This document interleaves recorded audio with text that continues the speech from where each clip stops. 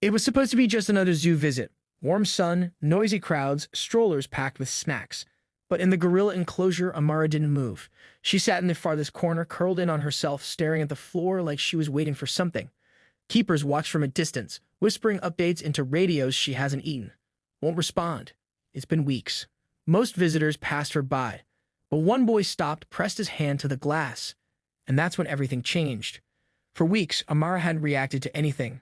Not the keepers, not the other gorillas, not the endless line of visitors tapping the glass and calling her name. She hasn't been the same since she lost the baby. One keeper murmurs, watching helplessly from behind the railing. I think she's giving up. It's been 3 months. 3 months since the infant stopped breathing in the middle of the night.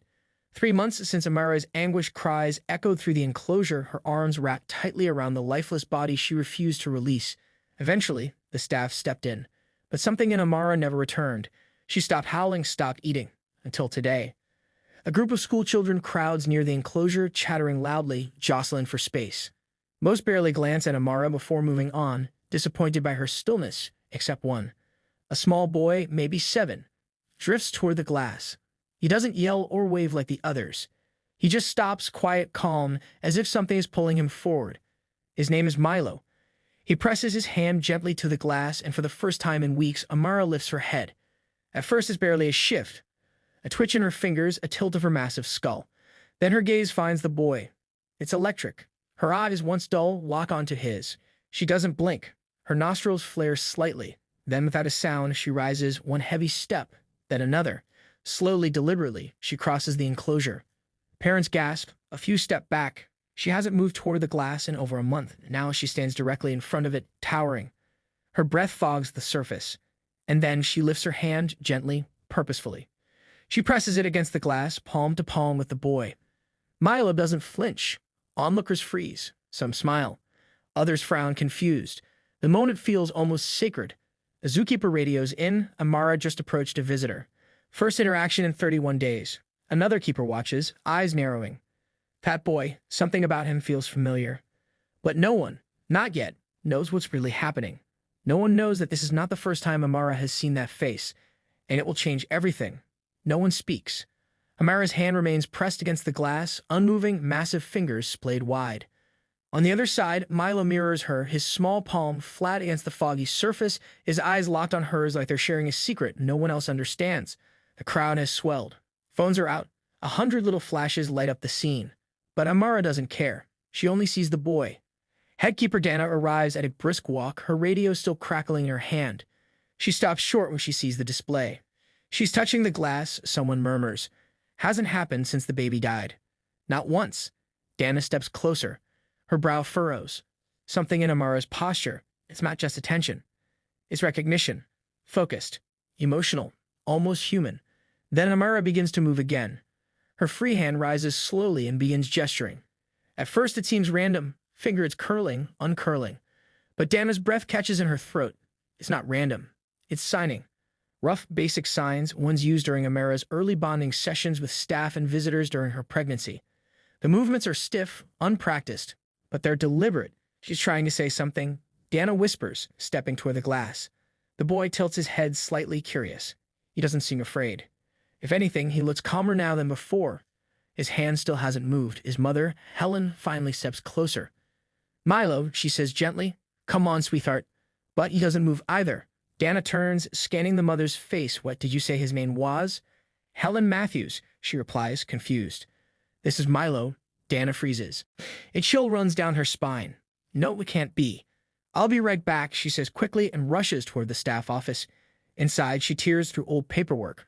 Archived files, program rosters, therapy logs. Years ago, Amara was part of a short-lived animal-assisted bonding program. One that allowed parents and young children to observe and interact with pregnant gorillas from safe, reinforced areas. The idea was to test emotional connectivity between species. She finds it, a logbook. Her eyes dart to one entry mother, Helen Matthews. Son, Milo Matthews. Weekly visits for 4 months. Discontinued after infant loss, asterisk, asterisk. Dana stares at the page. Her fingers tighten. Oh my God. She fumbles for a file of photos and finds one, dated nearly 5 years ago. A tiny toddler in a red hoodie, pressing his hand against the glass. Myra's pregnant form towering on the other side. It's Milo, younger, smaller, but undeniably him. Back at the enclosure, Amara has sat down in front of the boy, her hands still on the glass, her eyes locked on a child she hasn't seen in years. The crowd sees a beautiful moment. Dana now sees something else entirely. This isn't just curiosity, she whispers. She remembers him. And Milo, he still has no idea. Dana rushes back toward the enclosure, clutching the photo in her shaking hand. Her heart is pounding. The crowd is still gathered. And Amara hasn't moved an inch from the glass. Milo remains seated on the floor, cross-legged now, as if this is the most natural place in the world. Dana kneels beside Milo's mother. "Do you remember coming here years ago?" she asks softly. Helen hesitates. Yes. When Milo was very little, I was in a tough spot back then, and someone suggested the zoo program. Something about bonding, emotional support.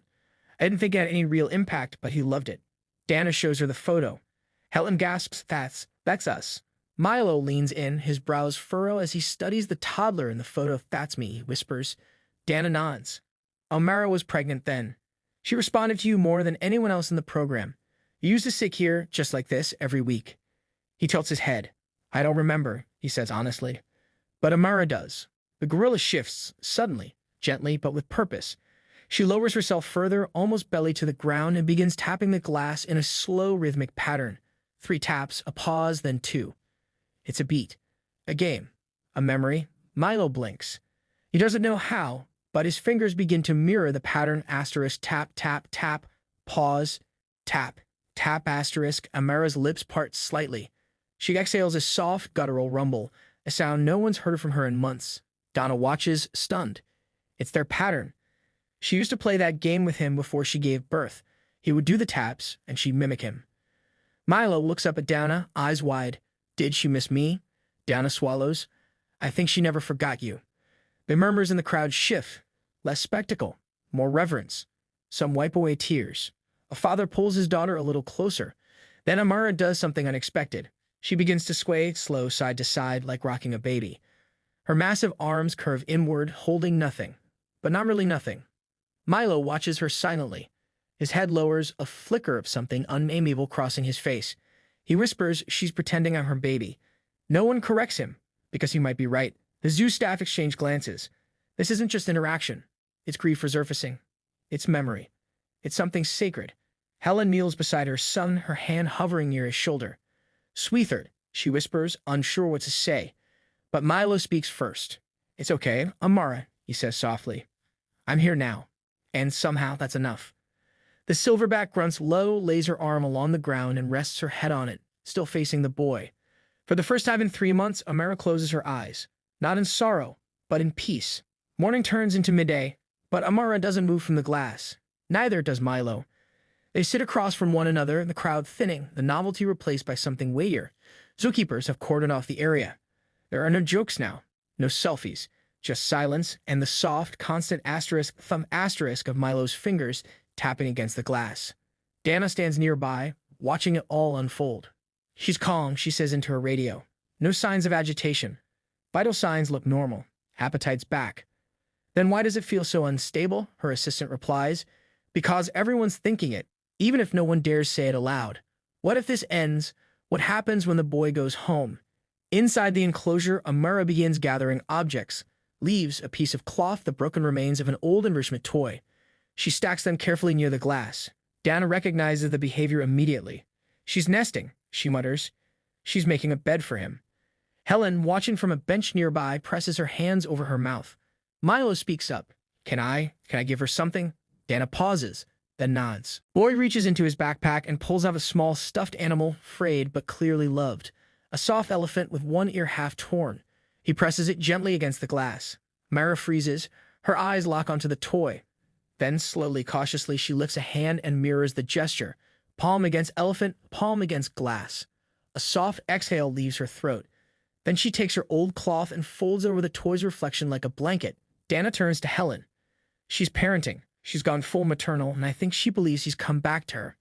Helen's voice is quiet. "And if he leaves again?" Dana doesn't answer. Back at the administration office, staff debate. Is this healthy? Is this dangerous? What if Amara regresses when Milo inevitably stops visiting? What if this surrogate bond spirals into fixation or worse? But Dana pushes back. She's healing. Slowly, gently. This boy, he's the key. A plan is set in motion. Monitored weekly visits under strict supervision, not just for Amara's sake, but for Milo's too. Because since reconnecting with her, something has changed in him. He's sleeping better, eating more, talking more. Helen notices it. She hasn't seen the spark in her son since, well, since before she stopped bringing him to the zoo all those years ago. The next week, Milo returns. Amara is already waiting at the glass. This time, he brings a drawing. Amara cradling a baby gorilla and a boy standing beside her. When he holds it up, Amara grunts softly. Then, with aching tenderness, she leans forward and presses her forehead to the glass. Milo does the same, and for a moment, there are no keepers, no enclosures, no years lost in between. There is only recognition and love. The video goes viral within hours.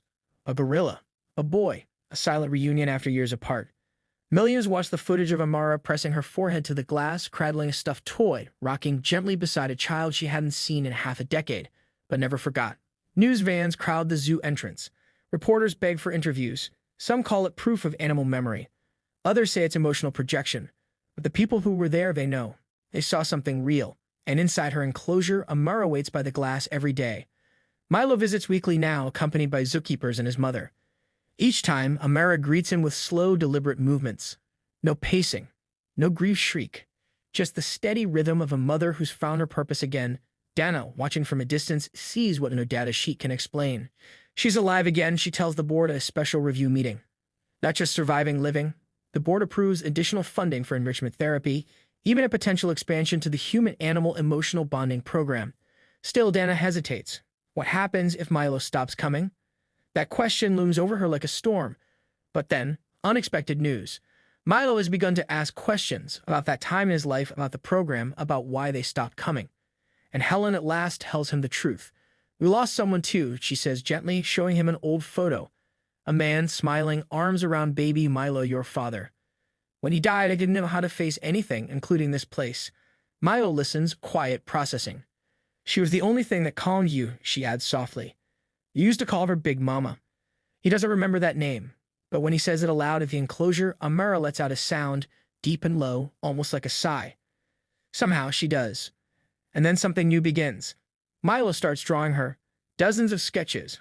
Amara with him, Amara with her baby, Amara watching the world through the glass. Dana collects them quietly, taping them inside the staff office. He's her closure, she says to herself. But maybe she's his too. One cloudy afternoon, Milo places his last drawing on the glass. It's of her, standing strong, holding hands with a smaller gorilla beside her, a baby. Dana steps in, kneels beside him. We found one, she says. Milo looks up. A baby gorilla, orphaned, young, scared. We think she's ready. The day the baby arrives, the zoo staff holds their breath. The crate opens. Amara watches from a distance, slow, cautious. The infant steps forward, wobbly, wide-eyed, alone. Then Amara moves. Not fast, not hesitant, just sure. She walks to the baby and sits. The infant presses against her leg. And for the first time since losing her own child, Amara wraps her arms around another. Outside, Milo watches with quiet tears. He doesn't press his hand to the glass this time. He just whispers, you don't have to miss me anymore. What would you do if a gorilla remembered your face after all those years?